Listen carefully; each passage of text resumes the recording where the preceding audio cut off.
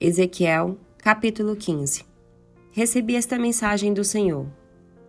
Filho do homem, como comparar uma videira com uma árvore? Acaso a madeira da videira é útil como a da árvore? Pode ser usada para fazer objetos como ganchos para pendurar vasilhas e panelas? Não, ela serve apenas como lenha e, mesmo assim, queima depressa demais. As videiras são inúteis tanto antes como depois de serem lançadas no fogo. Assim diz o Senhor soberano: os habitantes de Jerusalém são como videiras que crescem no meio das árvores do bosque, porque são inúteis. Eu os lancei no fogo para serem queimados. E se escaparem de um fogo, providenciarei outro para os consumir. Quando eu me voltar contra eles, vocês saberão que eu sou o Senhor. Deixarei a terra desolada, pois meu povo foi infiel a mim. Eu, o Senhor soberano, falei. Ezequiel, capítulo 16. Então recebi outra mensagem do Senhor. Filho do homem, faça a Jerusalém ver como são detestáveis seus pecados. Transmita-lhe esta mensagem do Senhor soberano. Você não passa de uma cananeia. Seu pai era amorreu e sua mãe era hitita. No dia em que você nasceu, ninguém cortou seu cordão umbilical, nem a lavou, nem a esfregou com sal, nem a enrolou em panos. Ninguém teve compaixão nem cuidou de você. No dia em que nasceu, você foi rejeitada e abandonada num campo. Mas eu passei por lá e a vi, indefesa, esperneando em seu sangue, e lhe disse: viva! Eu a fiz desenvolver-se como uma planta no campo. Você cresceu e se tornou uma linda joia. Seus seios se formaram e seu cabelo cresceu, mas você continuava nua. Quando passei por você outra vez, vi que já tinha idade suficiente para amar. Eu a envolvi com meu manto para cobrir sua nudez e pronunciei meus votos de casamento. Fiz uma aliança com você, diz o Senhor soberano, e você se tornou minha. Então lavei você, limpei o sangue e passei óleo perfumado em sua pele. Eu lhe dei roupas caras de linho fino e de seda com lindos bordados e sandálias feitas do mais excelente couro de cabra.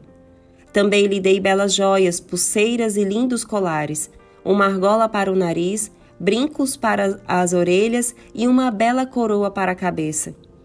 Assim, você foi enfeitada com ouro e prata. Suas roupas eram feitas de linho fino e seda e tinham lindos bordados.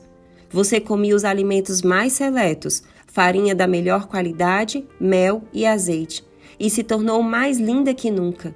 Parecia uma rainha, e de fato era.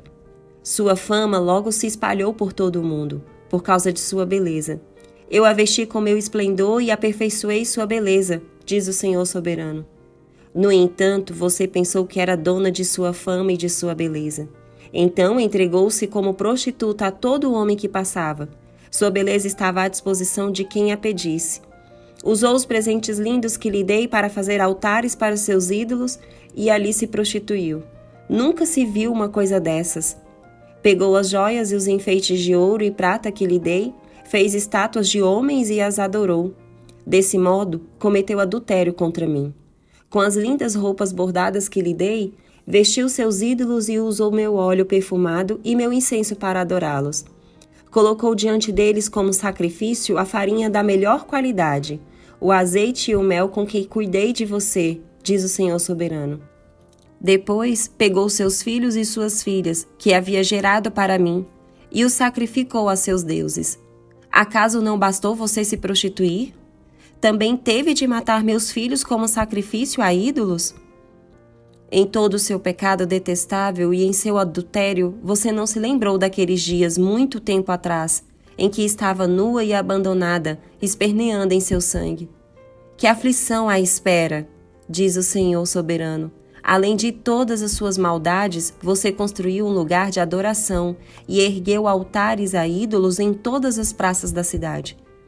Em cada esquina, contaminou sua beleza e ofereceu seu corpo a todos que passavam, aumentando sua prostituição.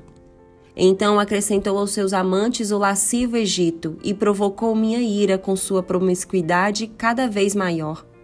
Por isso, eu a feri com a minha mão e reduzi seu território.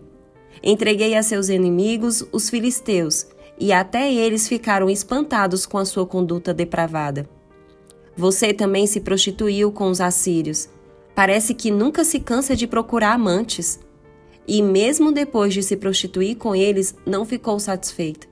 Acrescentou aos seus amantes a Babilônia, terra de comerciantes, mas ainda assim não se contentou. Como seu coração é fraco, diz o Senhor soberano, para fazer essas coisas e se comportar como uma prostituta desenvergonhada. Constrói lugares de adoração e em todas as esquinas e altares a seus ídolos em todas as praças. Na verdade, você foi pior que uma prostituta, pois nem exigiu pagamento. Sim, você é uma esposa adúltera que acolhe estranhos em vez do marido. As prostitutas cobram por seus serviços, mas você não. Oferece presentes a seus amantes e os suborna para adulterarem com você. Faz, portanto, o contrário de outras prostitutas. Paga seus amantes em vez de eles pagarem você. Portanto, prostituta, ouça esta mensagem do Senhor. Assim diz o Senhor soberano. Visto que você derramou sua lascívia e se expôs em prostituição a todos os seus amantes, adorou ídolos detestáveis e matou seus filhos como sacrifícios a seus deuses, ouça o que farei. Reunirei todos os seus aliados, seus amantes com os quais você teve prazer, os que você amou e também os que odiou, e a deixarei nua diante deles, para que todos a vejam. Eu a castigarei por homicídio e adultério, e na fúria de meu ciúme a cobrirei de sangue. Então a entregarei a esses muitos povos que são seus amantes, e eles a destruirão. Derrubarão seus lugares de adoração e os altares de seus ídolos. Arrancarão suas roupas, levarão suas lindas joias e a deixarão completamente nua. Eles se juntarão e formarão uma multidão violenta que a apedrejará e a cortará com espadas. Queimarão suas casas e a castigarão diante de muitas mulheres. Eu porei fim à sua prostituição, e você não pagará mais seus muitos amantes. Por fim, satisfarei minha fúria contra você, e meu ciúme se acalmará. Ficarei tranquilo e já não ficarei irado com você. Primeiro, porém, uma vez que você não se lembrou de sua juventude, mas provocou minha ira com todas as suas maldades, eu lhe darei o castigo merecido por sua conduta, diz o Senhor soberano. Pois a todos os seus pecados detestáveis você acrescentou a depravação.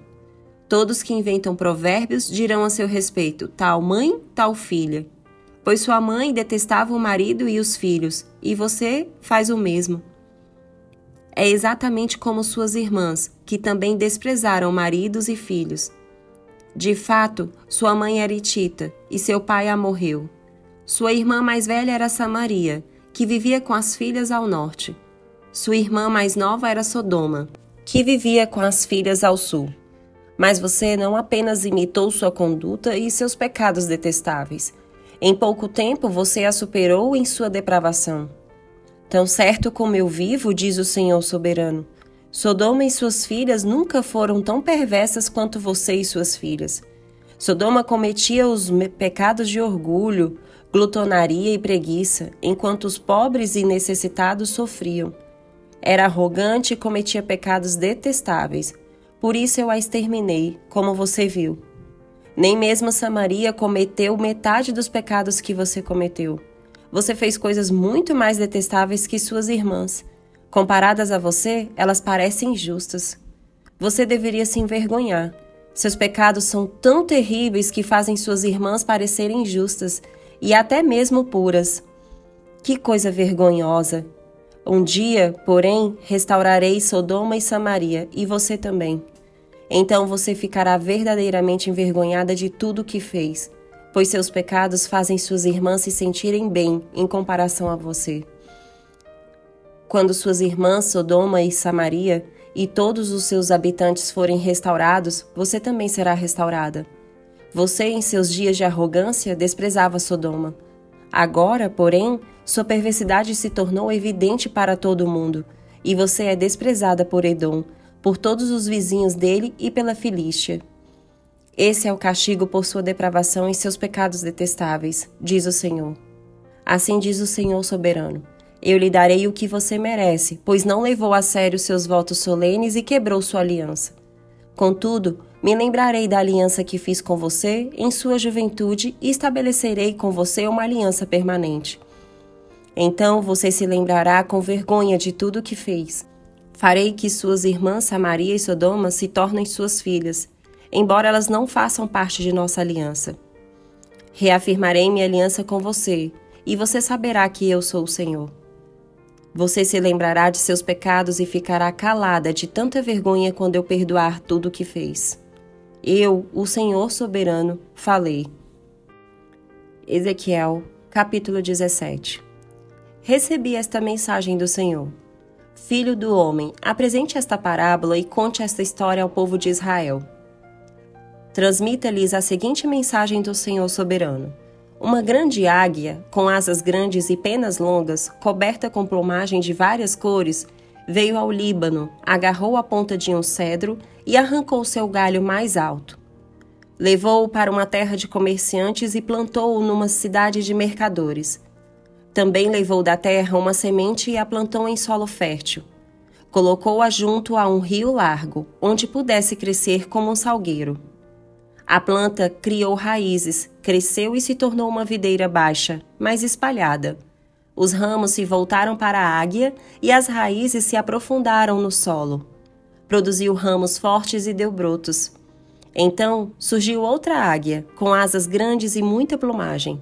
A videira lançou raízes e ramos na direção dela, em busca de água, embora já estivesse plantada em boa terra e tivesse água com fartura, para que crescesse e se transformasse numa bela videira e produzisse ramos e frutos. Agora, portanto, assim diz o Senhor soberano, acaso essa videira prosperará? Não. Eu arrancarei pela raiz, cortarei seus frutos e deixarei que suas folhas murchem. Eu arrancarei facilmente. Não será necessário um braço forte nem um grande exército. Mas, quando a videira for replantada, acaso florescerá? Pelo contrário, murchará, quando o vento do leste soprar contra ela. Morrerá na mesma terra onde havia crescido. Então recebi esta mensagem do Senhor. Diga a este povo rebelde, vocês não entendem o que significa essa parábola? O rei da Babilônia veio a Jerusalém e levou seu rei e seus príncipes para a Babilônia. Firmou um tratado como membro da família real e o obrigou a jurar lealdade. Também exilou os líderes mais influentes de Israel, para que o reino não voltasse a se fortalecer nem se rebelasse. Ele só sobreviveria se cumprisse seu tratado com a Babilônia.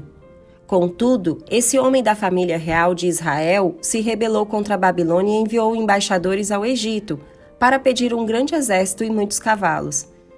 Acaso Israel pode deixar de cumprir os tratados que fez sob juramento e ficar impune? Tão certo como eu vivo, diz o Senhor soberano, o rei de Israel morrerá na Babilônia, a terra do rei que o colocou no poder e cujo tratado ele desprezou e quebrou.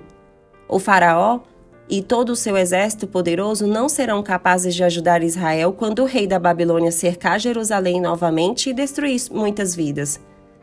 Pois o rei de Israel desprezou seu tratado e o quebrou depois de jurar obediência. Portanto, ele não escapará.